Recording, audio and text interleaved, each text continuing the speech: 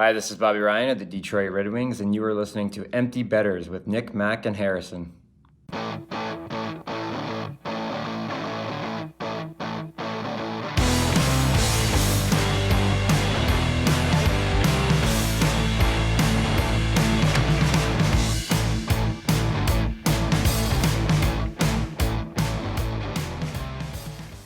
Good morning, everybody, and welcome back to episode 68 of Empty Betters.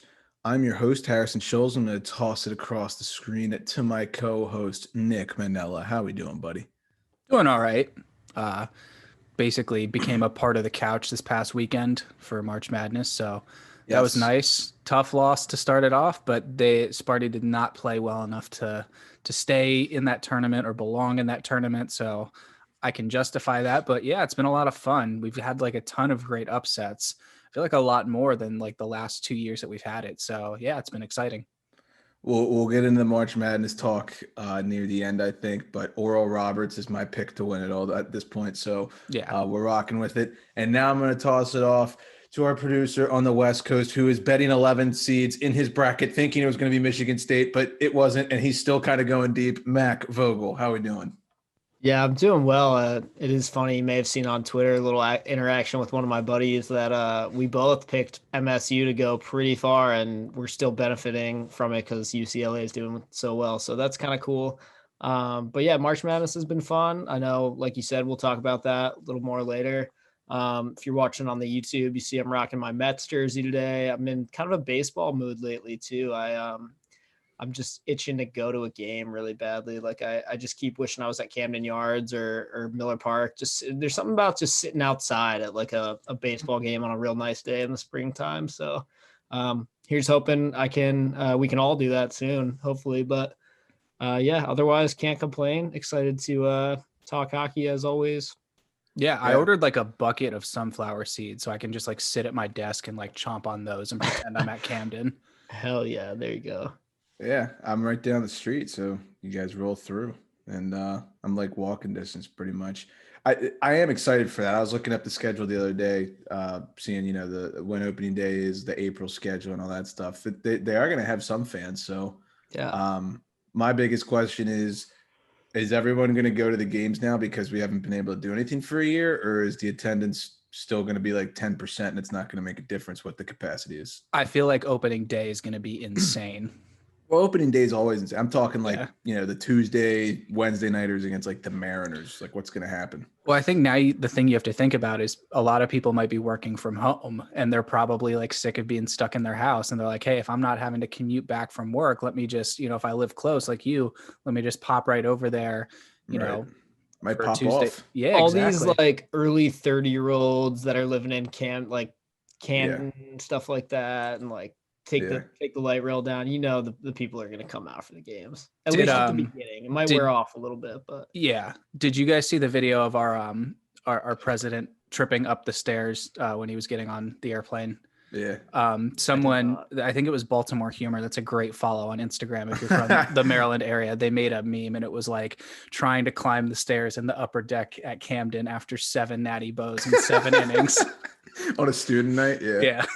You guys remember they used to I think it was maybe late in high school for me, so you guys might have been doing more fun things at Towson at that point, but I remember they got like real strict on like alcohol rules at Camden Yards one year.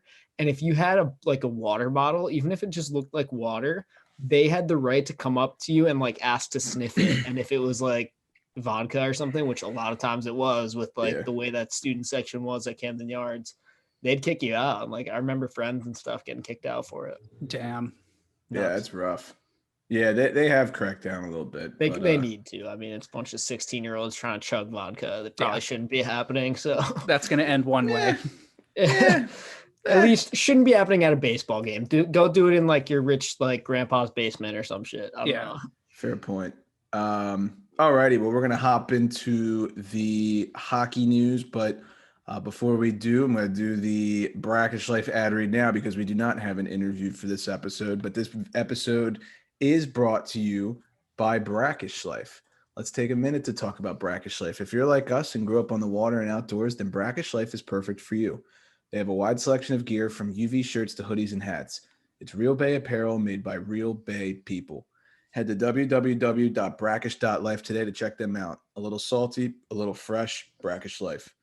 Brackish Life has also teamed up with Rink to Reef Chesapeake Bay to preserve the area many of us call home. Rink to Reef repurposes broken hockey sticks into oyster restoration habitats. Brackish Life donates a portion of their proceeds to Rink to Reef to further preserve the beautiful Chesapeake Bay area. Support this great cause by checking out www.brackish.life today. Nick, the floor is yours. Sure. Just before we get into the news, a couple housekeeping things. We wanted to send a big thanks to Sam M over at Pure Hockey in Rockville. Harry and I popped in there the other day. I know Harry got some new blades. I got some new wheels, some new laces. Sam was super helpful, hooked it up, super cool kid. So if you guys are in the area and you need hockey crap, go there and ask for Sam. Good lettuce too. Yeah. Oh, sick hair. Props.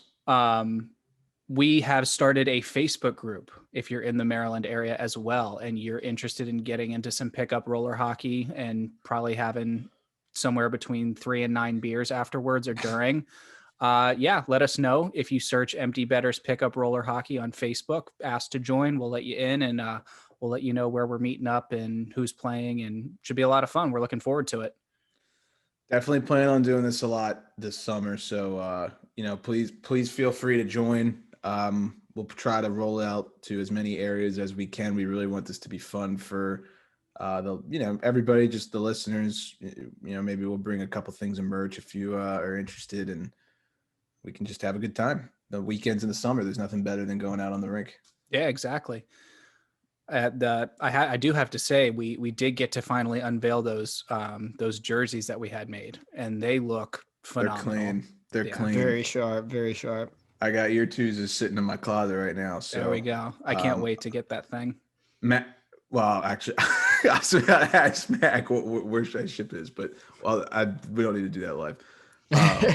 My brain's mush. So let's get into the news. So Ralph Kruger has been fired by the Buffalo Sabres. If you remember on the last episode, I had him as my fourth liner, and I said that he would probably be fired by the time that you're listening to this. And lo and behold, he was. So the day after. Yeah, the Sabres have just continued to slide. I know we bashed them. It's been 5 episodes in a row now, but their latest defeat came at the hands of the Rangers, and that drops them to 0-12-2 in their last 14 games. That matches their franchise all-time low and the NHL's longest skid since the Sabres last did it halfway through the 2014-2015 season.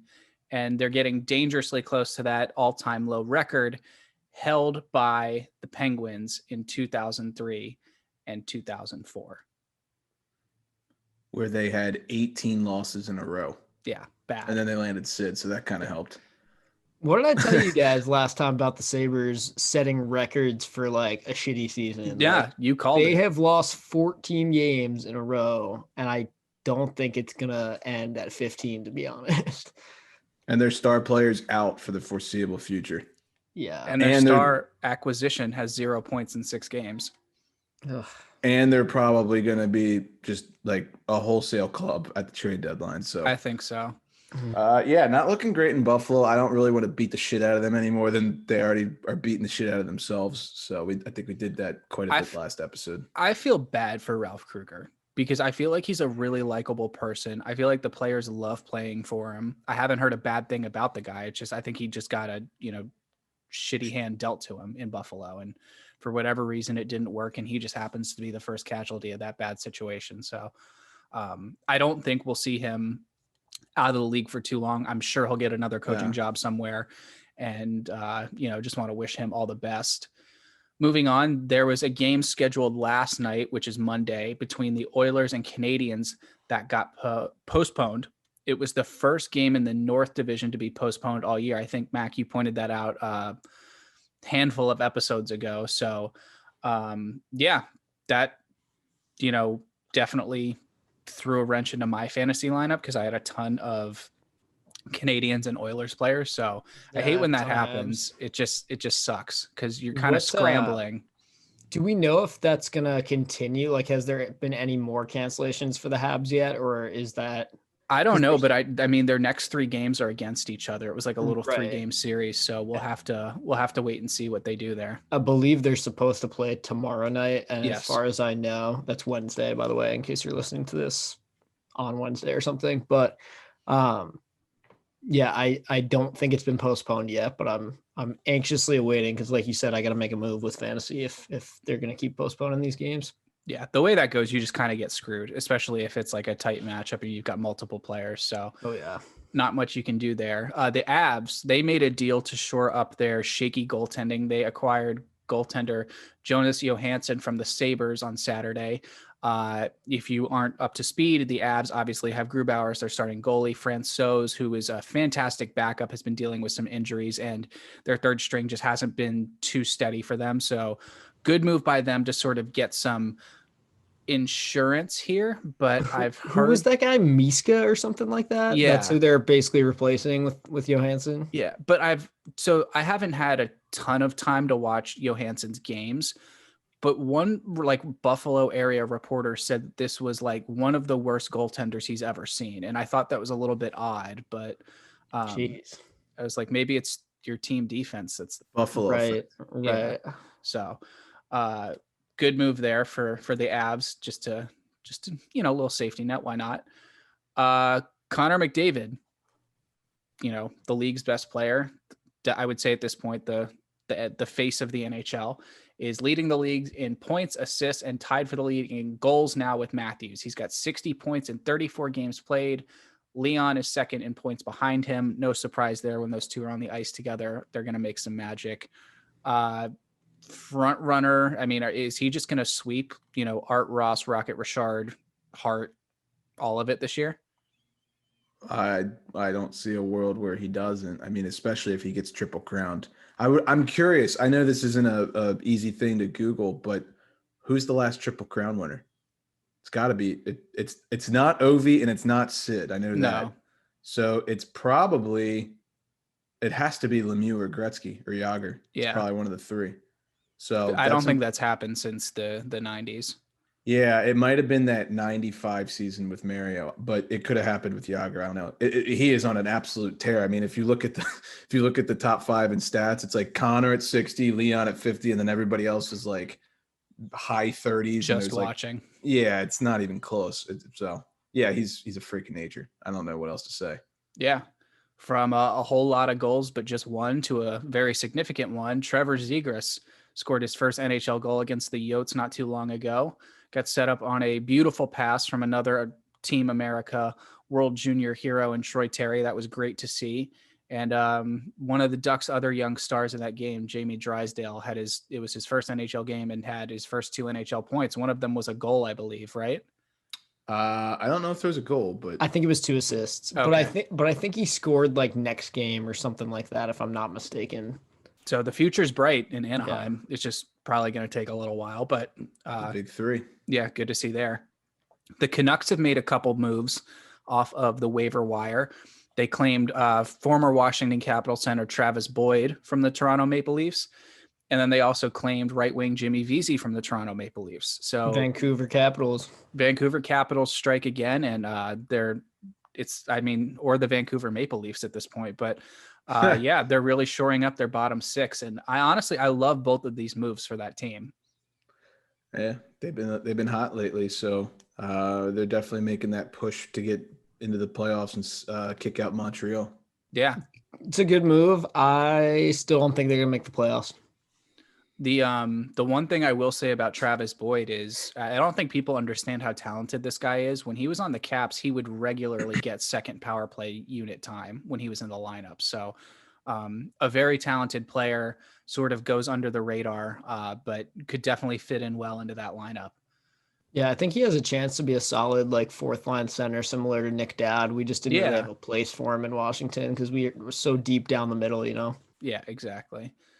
The Ontario Reign, the Los Angeles Kings AHL affiliate, made some history the other day. They had the first black line in pro hockey since 1941, featuring Devontae Smith-Pelly, Quentin Byfield, and Akil Thomas. It was great to see that. And, obviously Devo's always going to have a special place in my heart after that unbelievable performance he had in the Stanley Cup playoffs. And it's just awesome to see that they were able to put this together. And that I honestly, I'm shocked it's been that long, but great to see they're moving in the right direction there.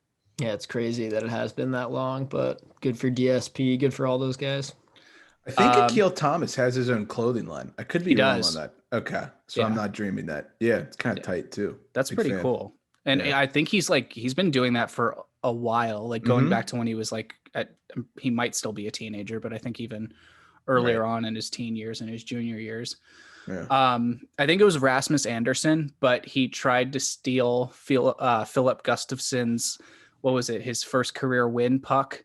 Yeah, after the game, the Sens were trying to give Philip Gustafsson his first game puck, because that's a thing for goalies. You win your first game, you get the game puck. Yeah, same as like a forward scoring their first goal or something. And who'd you say it was that tried to do it? I think it was Rasmus Andersson. I could be wrong. I think it was. Scumbag move, tried to steal the puck. So obviously the Sens came over and gave him some shit. I mean, I'm all for trolling. I'm a big troll guy. I like guys who troll, but that's kind of a overly dick move, especially if it's the guy's first win. It's like, come on, he made it all the way here. Give him the puck. Yeah. There's always a chance he didn't know. And I totally agree with you that it's a scumbag move. I do love that little like petty shit. It's like hockey players can be the pettiest people in the world. I do love the petty shit. It just makes the game more entertaining. One of the best ones of all time, I think it was David Clarkson when he was on the Leafs. And Sean Avery got into it over a water bottle. Yeah, it's like it's like, don't touch it. I'll touch it if I want to. Well, don't. It's like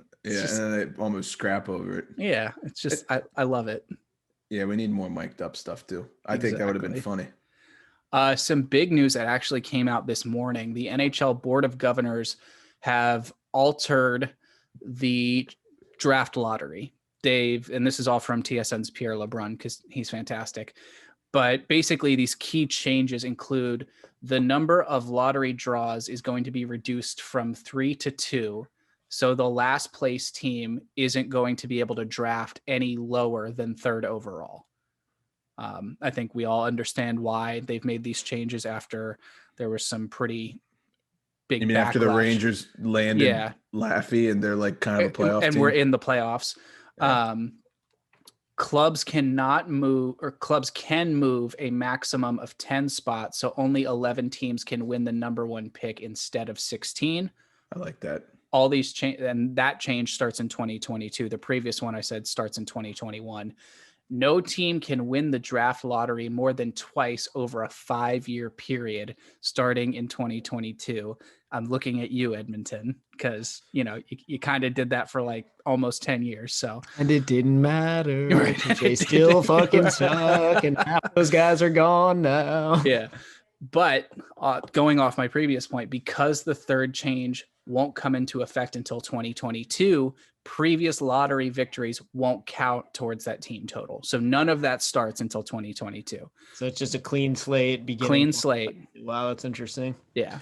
I don't know if I like that. I mean, it sounds maybe I sound kind of dumb, but like, what if you win the lottery and you're like somewhat competitive and you're like that 11th to last place team and you land like 2 lottery picks that like don't end up working out. And then when the third one comes along and then you really suck and you're actually last and you're not like that middle of the barrel team, you get cucked out of that because, like, sorry, the ball landed on you twice. Now you miss out on this. I don't know. I'm just thinking out loud. Like, imagine being middle of the pack and then you get like Aaron Ekblad in 2014.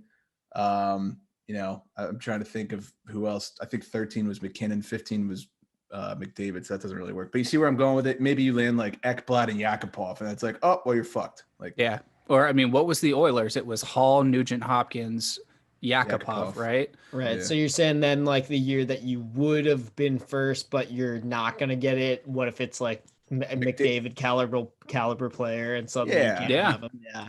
I mean, I understand why they're putting this rule in. Like, you can tell it's to stop anyone from just obviously tanking. Right. Because I think we can all agree on this podcast that certain teams have been known to do that in the past. I think twice specifically in history I'm thinking of. I don't know who you're talking about. But yeah, like I get it. It makes sense. I also, there's been so much speculation about what they're going to do to alter the draft this year. They were talking about doing the 2021 and the 2022 draft in the same year this year, because they're not sure about, being able The fuck? to hold the event or something. So How's that even allowed? I don't know. Yeah. I was going to say, like, how do you know who you want to draft 2 years from now? Weren't they also talking about like postponing the draft and doing both of them next year or something so they could have more time to scout, which like that doesn't make any sense to me, because aren't you just going to be down player? Like you need more players in your organization. Otherwise you're going to be forced to re-sign older guys that aren't necessarily right. And like, I understand like, oh, we haven't been able, scouts are probably and teams are probably saying we haven't been able to travel and look at players. I was like, yeah, that would fly in 1985. Yeah, there's game tape. There's game tape. Yeah, figure it out. I don't like that excuse. Yeah. I mean, I don't know. Seems a little iffy, but my first thought, I don't mind any of the changes other than that more than twice over a 5-year period. Yeah, it would be annoying if you won it 3 or 4 times. Like if Edmonton wins another 4, the whole fan base is going to flip, but yes. I don't know. We'll see what happens. Just one signing to get to. The Caps re-signed Trevor Van Riemsdyk, 2 years, $1.9 million. I know a lot of Caps fans were like, why are you doing this if you're not going to really play the guy? But hey, defensive depth is never a bad thing to have. I don't mind this deal at all.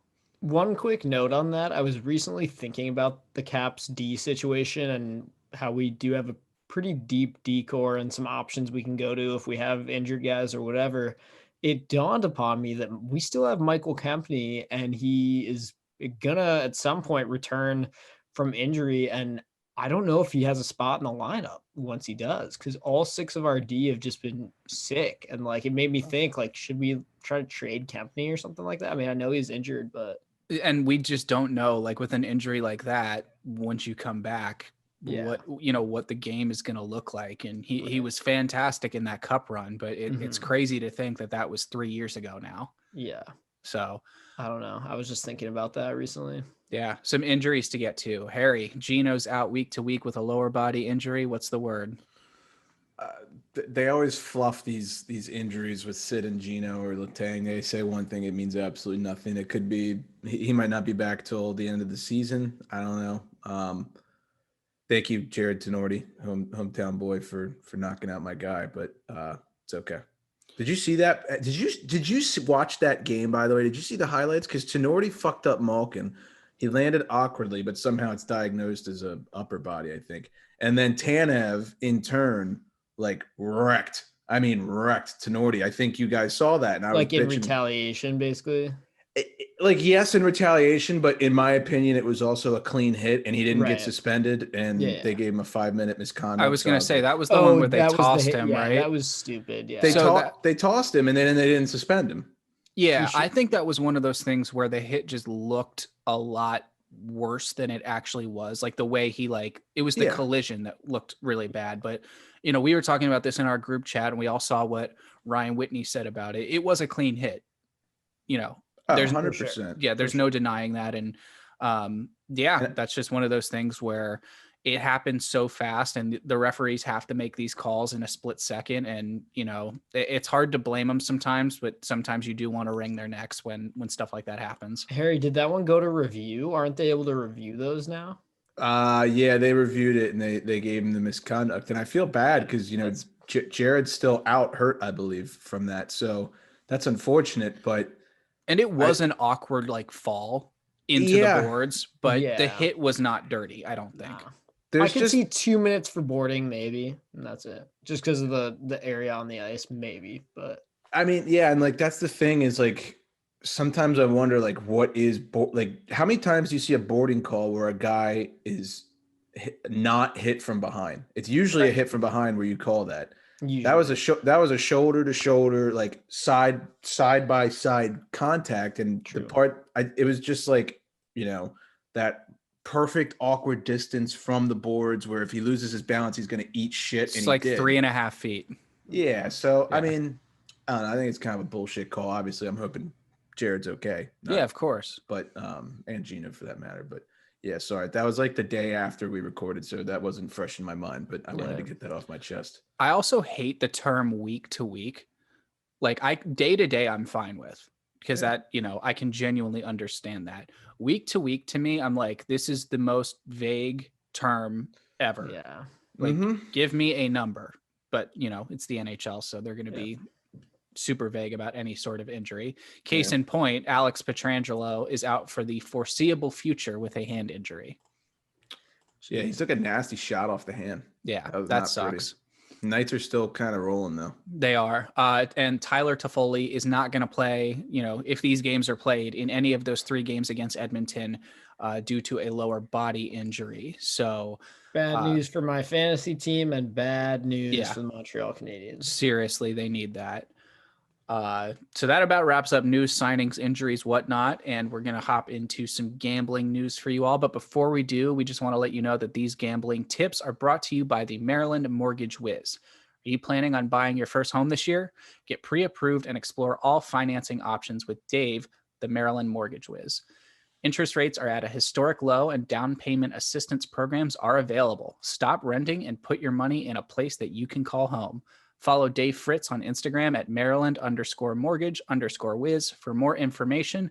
Dave is licensed in Maryland, Delaware, and Florida.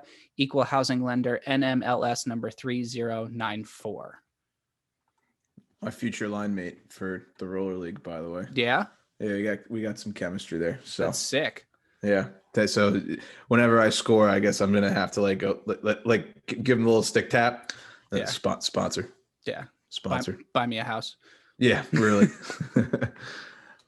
Let's hop into the gambling part of the episode. So been kind of a weird week. Was hot, cold, all together. Lost a little cash in March Madness. Makes it confusing to figure out, where you really stand. But hockey-wise, really, it's all about the goaltenders right now, in my opinion. I would say the 3 goaltenders that you got to watch are Grubauer, Fleury, and Sorokin. So Grubauer is 7-0 in his last 7 starts, and the Avalanche are red hot. Obviously, you're going to pay a pretty penny if you're going to be going Avs money line pretty much against 3/4 of the league. You're looking at, minus 190, minus 200, somewhere in that ballpark against your average team. And then Sorokin is 8-0 in his last 8 starts for the Islanders, and they've just been on absolute fire. So both of those teams have been playing really well. And if you get those goaltenders that I just listed confirmed as the starters, your odds are looking pretty good, and it might be worth that pretty penny. And what I would also say is that with Fleury, the under has been hitting quite a lot in the recent Vegas games. So if you see that Fleury is the starter, he's been lights out all year. I think the Vegas under when Fleury starts is probably a good bet. Even if they don't win, like for instance, last night they lost 3-1 to the Kings, but you still hit that under. So I've been liking that bet a lot. It's really hard when you got your average over under at 6. If one team's only scoring 1 or 2, you're looking pretty good. And the other one, the Panthers. I think I said last week that their overs have been hitting pretty consistently. Well, that kind of backfired because they hit 2 unders in a row this past weekend. But man, they bailed me out on Saturday against Nashville. That 2-0 win was huge. You and me both, man. Holy shit. Yeah, because you guys went big on that. Yeah, and I posted earlier that week. I wanted the Panthers against Nashville in the first game of the 2-game series. Lost that and published it. And I was being irresponsible and threw 10 units basically on the second game. I didn't want to publish that because I was like, I don't want to get anyone in trouble. But thank God. So those are really where I'm looking. Those are the trends I'm looking at. You got to look for Fleury, Sorokin, and Grubauer for the next week, in my opinion. Is it bad if I just continue to bet whoever's playing the Sabres for the next 2 weeks? Well, I'll tell you what, it's not bad, but it goes back to what I was saying before. It's every losing streak comes to an end at some point. Yeah, they're gonna win. Pick the wrong one. So. Yeah, they're gonna win at some point, and honestly, whoever bets them on that night, your value is gonna be great. Right. Yeah, I don't have their schedule pulled up in front of me, but I don't know who they play hard. They don't play Jersey well, so I don't think Jersey's it. But I could see the Penguins blowing one. I was gonna say I honestly hate to say it, but I could see the Penguins. Maybe even if they have the Flyers soon, they might be able to take advantage of how much the Flyers are struggling right now as well. They're just it sucks. I feel like they're just in like a washing machine, just getting tumbled by all these teams in the East. Yeah, it's so true. For my kind of gambling trends that I was looking at, I mean, it's tough not to want to go with the hot hand here. I think Caps and the Islanders have been super hot lately. I think if you would have just bet the Caps money line and the Islanders money line every day for the last like week, you would have only lost like 2 or 3 times or something like that. Feel like that may be a good strategy in and of itself, is just hit that money line and nothing else. Like every single game, you're probably going to win more than you lose with those two teams the way they're playing right now. So that's one thing I'm thinking about. Yeah, absolutely. All right, let's move on to first and fourth liner. I'll get us started here. My first is going to be Mika Zibanejad. He was a huge part of that 9-0 spank job that the Rangers put on the Flyers last week. He's also a huge part of my fantasy team, since the guy I picked ahead of him is hurt and Taylor Hall, the guy I picked after him, sucks. So he got me a 10-point performance just on that game alone and had me 17 on the week. He was fantastic. So he is my first liner. And my fourth liner is Taylor Hall. This guy has 0 points in his last 6 games. And I think he's got like 2 in his last 10. It's bad. You know, a player that's that good, that is only 3 years removed from winning the MVP award, is, you know, going through something like this. I honestly, I feel bad for the guy. Future Islander or Colorado Avalanche, in my opinion. Islander first.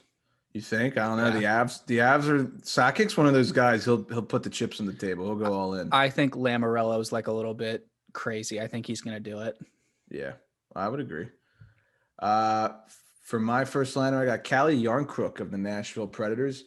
He was the NHL's first star of the week last week. He had 7 points in his last 5 games and had a huge game against the Lightning on March 16th when the Predators upset the Lightning. And then for my fourth liner, I'm going to choose Cam Atkinson. He's had 2 points in his last 9 games. There's so much drama in Columbus with Torts getting fired, and then he has to deny rumors, and then the GM has to deny rumors. And I think a lot of it has to do with the fact that their star players haven't necessarily been producing like they have been in recent seasons. So if they're going to turn it around, Cam Atkinson is definitely going to have more than 2 points in 9 games because he's their best sniper. Other than Line, maybe. But, I mean, if you ask him, he played well, but I don't think other people think that. So, and moving on to mine. So first liner, I actually kind of have 2. I was going to mention John Carlson because he has been very quietly just steady Eddie all season, lots of assists, gets a goal every couple games. Continuing to be consistent. He's looked better defensively, in my opinion, too. He actually has looked really confident. Just making plays with his stick and with his body in the D zone. So props to Johnny. And then I also want to mention UC Saros for the Predators as another first liner, just because, we were talking about that Panthers game. And even though the Panthers did win, my God, he lost the game. And I think he made 47 saves in that game. So that just goes to show you how the Predators are playing. Their goalie makes 47 saves and they can't win. So, but yeah, he's won like 3 of his last 4. And he's only let in, 6 goals in his last 5 games. So pretty damn good. how much money has he robbed me of? That's the real question. Yeah. Did you guys see that video? I don't know what league this was in. I think I sent it to you in the group. It was like the end of a game and this entire team like skates off the bench after they win to like hug their goalie. And the goalie just starts punching the players in the face. And the caption was like, when you win 1-0 in triple overtime. But your goalie has to make like 75 saves. Yeah. The other one I saw was when you win 12-11 in men's league. Yep. Accurate. That's good. Yeah, that is good. And then for my fourth liner, I'm going to go with Torrey Krug. This is another guy on my fantasy team that just has not been cutting it. He's got 1 assist and 0 goals in his last 6 games. He has 1 goal this season. It can be tough when you're moving from one team to another to kind of get your mojo. And I'm hoping that's all that it is for this guy. I'm hoping maybe he has a big year next year or something. But we know the kind of player that he is. And I feel like he can put up better numbers than this. Yeah, absolutely. I eat shit on that because I was big on him in the Blues preseason. I thought he was going to absolutely light it up, but they're barely hanging on to that fourth spot. LA is right there chasing them. So I don't think that's entirely indicative of him either. I think that's just a system thing or a team thing. So hopefully they can get it together. They've had their share of injuries too. Yeah. So. Yeah.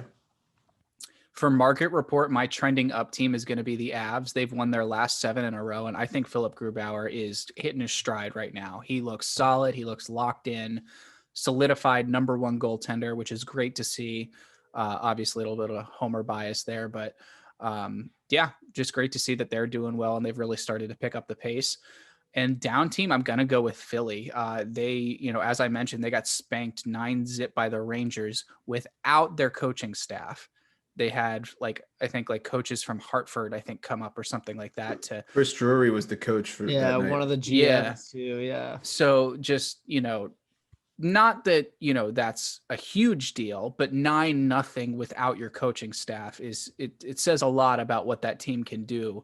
And just makes it that much more embarrassing too. On paper, the Flyers should be able to handle the Rangers, in my opinion, with, little to no problem. But yeah, and they've slid outside of that crucial top 4 in the East that we've been talking about that's so hotly contested. And at this point, I don't know if they're going to be able to get their way back in.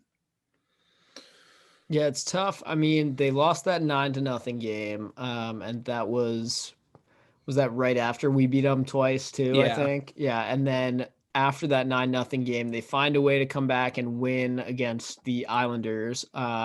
And then the very next game against the Islanders, I think they lost 5-1 or something. Yeah. So they're just having a really tough time staying out of the L column. And the game the first one against the Islanders, they gave up 3 straight goals. They were up 3-0. I think they were up 3-0. Then it was 3-3. And then I think, I forget if it was Farabee or maybe Konechny or one of the younger guys scored with 2 minutes left in the third to eke out a 4-3 regulation win. And it was damn, all right, thank God they got back in the win column because they needed it. But then the very next game, I think maybe even the next 2, they were back in the L column. So it can be a bug with losing streaks in this league. It can be a bug where the more you lose, the more you keep losing. And it's just hard to really build off your confidence when you're getting beat 9-0 by team of blue shirts with no coaches. So yeah, I feel like it sucks. We've said it 1,000 times this season, but this season too, if you go on a losing streak this season, it's there's so many more games in such, few days that it's just going to hurt you this much more. So it'll be interesting to see what they do. It's either them or Pitt who's going to be the odd one out. I don't know who it's going to be, but I'm hoping Philly, obviously. I don't see Boston slipping. Yeah, I don't either.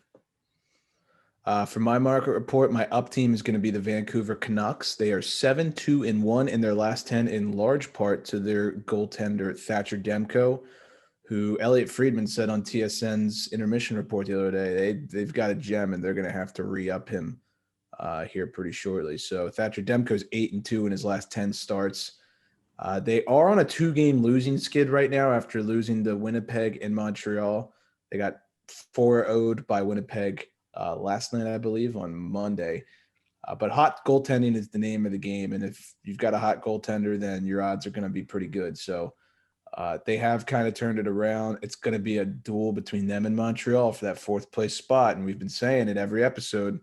You guys were all on the COVID team, at the start of the year. And I said, I think it's going to be the Nucks for Denny 4,500, but now we don't know. So what's funny? Did anybody think that at the beginning of the season that right now, halfway through the season, we'd be talking about, if somebody said, okay, the Vancouver Canucks are going to have a 10-game stretch where they're 7-2-1, and it's going to be all because of their goalie, you would have said Braden Holtby, right? Braden Holtby. It's Demko. Harry, you make a great point.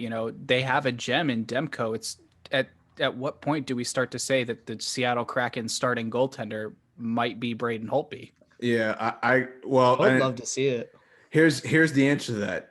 I think the starting goaltender officially now going forward for the Canucks is Thatcher Demko. So I think you have to say so, and I think based off For playoff sure. performance last year, yeah, He's that's al- he- that's he enough was for me. great. He was terrific in the playoffs last year too. Yeah, we can't forget that.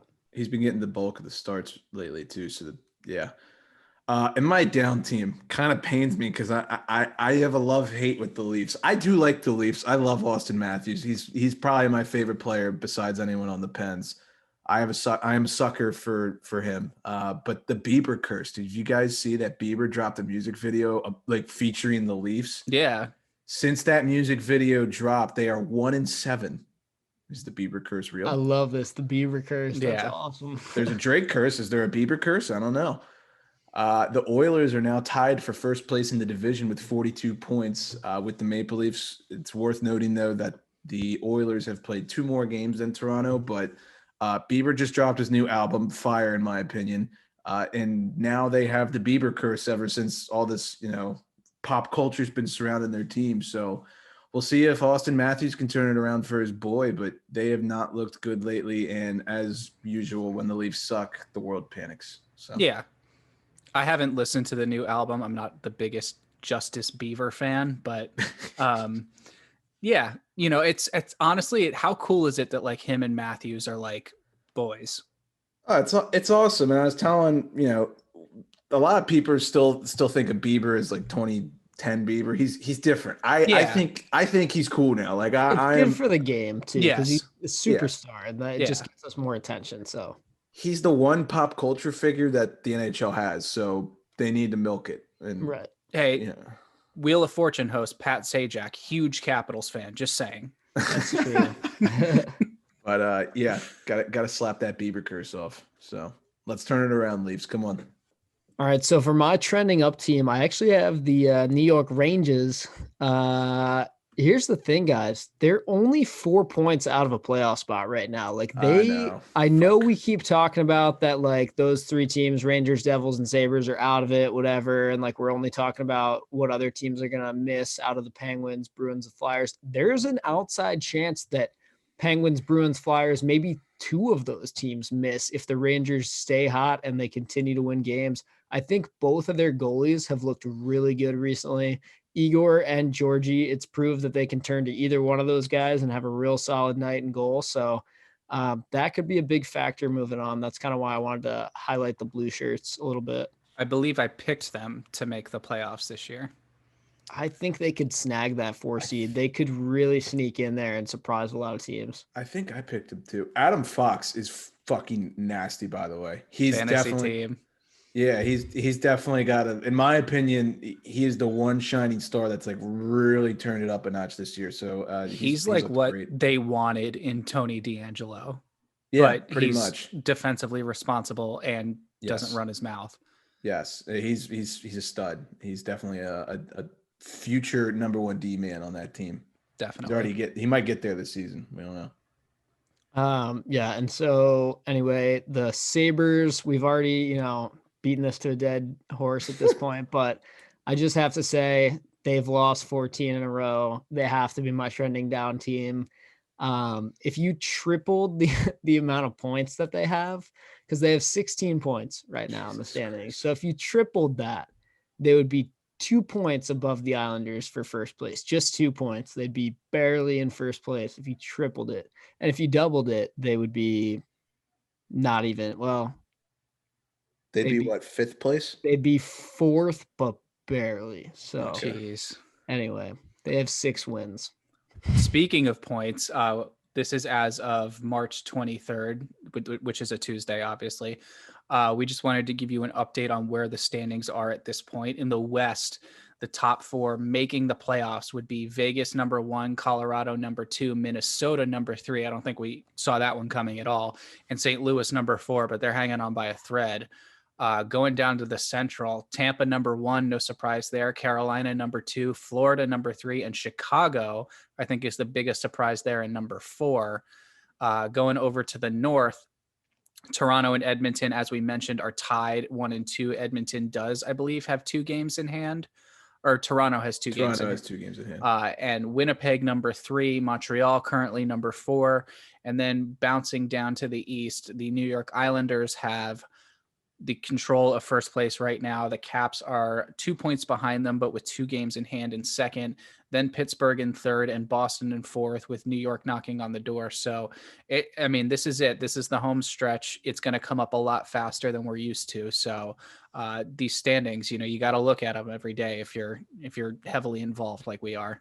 This is exciting, though. I mean, this is right where you want to be halfway through the season. We have a race in every single division, whether it's a race for first place or a race for fourth place or whatever it is.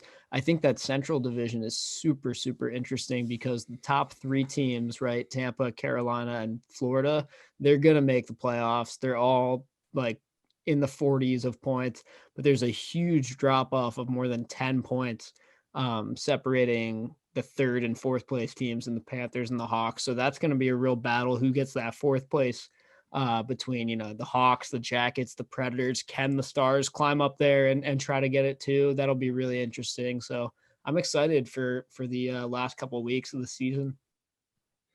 Yeah, we're over halfway done. It's kind of wild. Yeah, it's nuts to think about. Playoff brackets going up soon, fellas. Start thinking. Yep. And I think this playoff format, the way it's going to shape out, is just going to be gong show. It's something insane. Different, right? Something pretty interesting for sure. And it's wild to think that we could have a cup final between 2 teams that are traditionally in the same conference. Yes. Just bonkers to think about. If the playoffs started today, we'd have Caps Pens round 1. Oh, God damn it. Not again. That'd be an easy dub for us. Yeah. Oh, yeah, sure. Yeah, there's not enough Busch Light currently on the East Coast to get me through another one of those series. I would love it if Caps Pen started right now, game 1. I'm here for it. Start me up. Moving on, just a couple of things I think to discuss. So in my opinion, it seems like fighting is on a huge upswing over the course of this season. Like it seems like it's happening a lot more and a lot more frequently than we've seen in years past. It's sort of made this weird resurgence. Have you guys noticed this, and what are your thoughts on it so far? Well, I think this season, I mean, we talked a little bit with Rob Ray about this, that this season there's not as many ways to suddenly get fire lit underneath your team. With the fans in the building, it's totally different. A big hit or a big goal, suddenly the whole stadium's on their feet and they're cheering for you. You can feel that momentum. But with no fans or not many fans, it's tough to get that unless maybe you start shit up on your own, you start a fight or something like that. So I think players are kind of realizing that they have to manufacture that momentum a little bit more. And I think that's one of the reasons that we're seeing a little bit more fighting this year. Yeah, and I also think the fact that you're playing series basically every week, you're playing the same team, drama builds, you start getting mad at guys for something they did last game, 2 games ago, or if I think Arizona and St. Louis earlier in the season, you played a 7-game series, like quite literally. So, I think teams are getting really used to each other, and that's a good thing for fighting and a good thing for fans. I think it'll be interesting to see how that affects playoffs too, right? With having basically played that type of series all season, and then suddenly you're just doing the same thing. I think we might get to see some fights in the playoffs, which we typically don't see that often, just because guys don't want to take penalties and stuff. But I mean, look at a guy like Curtis Gabriel. He's just been running around game after game in warmups, literally picking guys out, to just throw with. I think I forget who he fought on LA.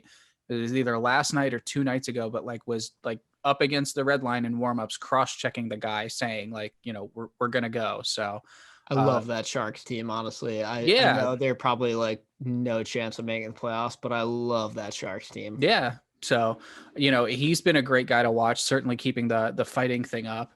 My other question is, if you guys were going to put your money on a future bet right now to win the Stanley Cup, who are you putting it on and why?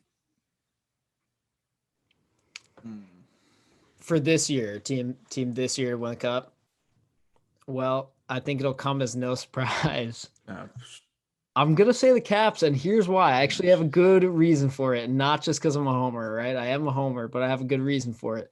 I was watching the first Rangers game, the one that we somehow won, even though we totally got outplayed.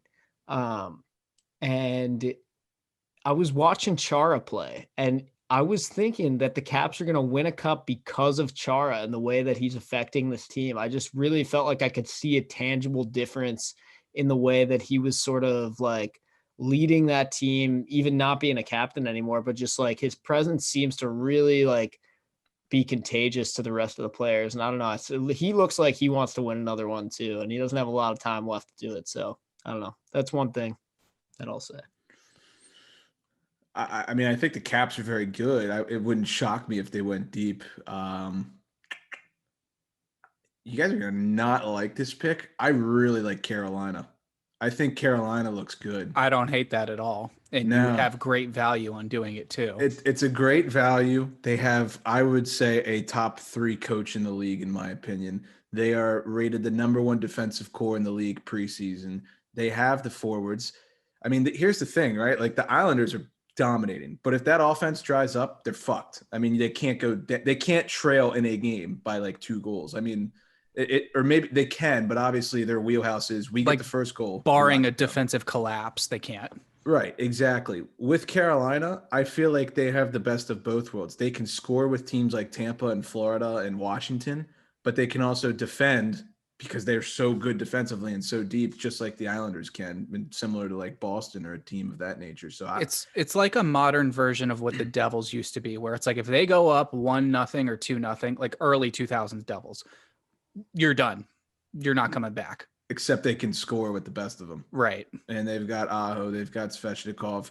You know, they're loaded. I think Carolina's a legit team that can make some noise. Their big question, and it has been for the last 3 years, is just goaltending. Yeah. Yeah. Which is obviously your Achilles heel in the playoffs. But, you know, if like we saw as it gets healthy and right. I mean, Reimer's been playing well to his credit. Yeah. I like Carolina. I think obviously the names that, you know, come to mind when you first think of this are, you know, Colorado, Vegas. I don't think it's too far-fetched to think that Tampa could go back-to-back. I mean, that's essentially the same team that did it last year. And I think that their division isn't the toughest. I'll be the first one to tell you that. I think there's tougher divisions out there, but I think that if they get hot and they do exactly what they did last year, that they could do it. Vasilevsky is the hardest goalie to score against in the league, in my opinion. Just his size and his talent, he's impossible. And they've got I would say the best defenseman in the league too. So, and don't forget who's coming back potentially after the regular season. Right? Yeah, Kucherov. Wow. If Kucherov comes back, if Kucherov comes, he's their best player. I mean, they're with in no cap hit, so look at them to make a move at the deadline too. Fuck me, I hate to hear this. Like watch them go get a rental. Taylor Hall. Yeah, God forbid. I was just gonna say, but Christ. Yeah, you never know. It's a great time right now because I don't think you have a clear cut favorite. No, but I do like Carolina, honestly. So yeah, that's a good pick. I honestly do think the Islanders will win a Stanley Cup in the next 3 years, though. Like I really do. Interesting. Huh. Question: with Varlamov as their goaltender or with someone else? I don't know how long is left on his contract. That'd probably be a good thing to know before I come out and make statements like that. But I don't know though. Sorokin is talented. It could be him, could be Varley. I think with Barry though. Okay. I think with Barry Trotz, they win a cup in the next 3 years. Sure. That about wraps it up, if I'm not mistaken. Yeah, pretty much. Not a whole lot of drama going on in the league in the past week, but you know we're getting to that 60% through the season type ordeal. So things are heating up. You're going to start seeing playoff brackets. You're going to start seeing deadline moves. So it's a fun time. Yeah, definitely. Any lofty final thoughts on March Madness before we wrap up here? Fuck Illinois. Oral Roberts and fuck Illinois and fuck Ohio State. They both ruined me. I had them. Ohio State really screwed me. I don't know what it is about March Madness, but the Big Ten, like obvious with some exceptions over the course of like the last 5 years, just it's like kryptonite when they get into the tournament. And this year I think is big, like the biggest tell out of that. Because after Maryland loss, it's literally just Michigan. And they're going down to Florida State. So. They are. Loyola Chicago, they look fantastic. Again, Sister Jean, baby. something. Is it worth it to put like $10 on Loyola Chicago right now to win the whole thing? Absolutely. Or at least to go to the Final Four again. Right. Oral Roberts obviously having the most entertaining name of all time. Did you see the thing that was like the matchup made in heaven, Oral Roberts versus Moorhead State? Yes. Yeah, it really is. I'll tell you one thing that I really like doing is betting the underdog to cover in the first half. That's worked pretty well for me. I did that with Moorhead State, like, pretty blitzed, and it worked. And honestly, I'm big on the Beavers. Oregon State, I mean, one great mascot. Yes. I actually have a T-shirt that my girlfriend loves to sleep in that just says Beavers on it. And they look good. I mean, they took down one of the best players in the country and an Oklahoma State team that was very, very good. They handled that OK State team. Yes. They handled the Cowboys. Yeah. Who do they play next game? Do you know? I think isn't it another like underdog? It's like it might be UCLA or it might be their matchup I thought was decent based on who they beat. It's somebody like similarly low seed to them. I thought Gonzaga looked good. That was an entertaining game against Oklahoma for a little while. Oh, Oregon State plays Loyola Chicago. Yeah, that'll be a great one. That should be fun. Yeah. Baylor looks great. Gonzaga's just nuts, dude. I was watching their game against Oklahoma. I think it was Oklahoma. Yeah. They've got a tough draw though. They're gonna have to beat a good Creighton team and then either Oregon or USC. So I mean, it's just their big men are just so much like more dominant in the paint than anyone else that I've seen so far. So not that I know shit about basketball, but just as an eye test from a casual fan, I mean, they definitely got some size and strength. No, and Corey made a great point last episode that guard experience in March Madness, and that's something that we've seen. That's something that we're seeing with teams like Loyola Chicago and teams that are, able to go deep. So, it definitely adds up. Yeah, absolutely. You guys got any final thoughts? I think that's it. I'm all good. Moorhead State. All righty. Well, that'll conclude episode 68. Thank you all for listening.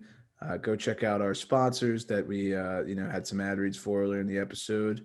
And without further ado, class dismissed.